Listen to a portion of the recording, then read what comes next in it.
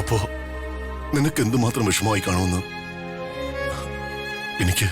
എനിക്ക് ഊഹിക്കാവുന്നല്ലേ ഉള്ളൂ. നിന്റെ ഈ ദുഃഖവും കണ്ണീരും കാണുമ്പോ എനിക്ക് മനസ്സിലാവും രാജുവിനെ നീ എന്തുമാത്രം സ്നേഹിക്കുന്നുണ്ടെന്ന്. പക്ഷേ അവൻ നമ്മളെയൊക്കെ കാണുന്നത് ദൈവങ്ങളുടെ സ്ഥാനത്താ മോളെ.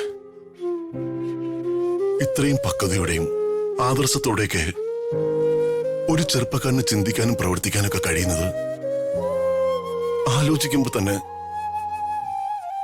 ഞാൻ മനസ്സിലാക്കിയതിനേക്കാളും ഒരുപാട് മുകളില നമ്മളെയൊക്കെ അവനവന്റെ മനസ്സിൽ പ്രതിഷ്ഠിച്ചിരിക്കുന്നത്. അവൻ അങ്ങനെയാ. അവനെ തിരുത്താനോ ഈ ലോകത്ത് ആരെയും തിരുത്താനോ നമുക്ക് അവകാശമില്ല മോളെ. മറ്റുള്ളവർക്ക് ബുദ്ധിമുട്ടുണ്ടാകുന്ന നമ്മുടെ ആഗ്രഹങ്ങൾ മറന്ന് എതിരെ നിൽക്കുന്നവരുടെ വികാരം മനസ്സിലാക്കി അവർക്ക് വേണ്ടാത്തടത്തു നിന്നും ഒഴിഞ്ഞു മാറുകയാണ് നമ്മൾ ചെയ്യേണ്ടതെന്നാ എന്നും എനിക്ക് തോന്നിയിട്ടുള്ളത്. നിന്റെ ജീവിതത്തിൽ ഈ സംഭവിച്ചതിനൊക്കെ ഒരു തരത്തിലല്ലെങ്കിൽ മറ്റൊരു തരത്തിൽ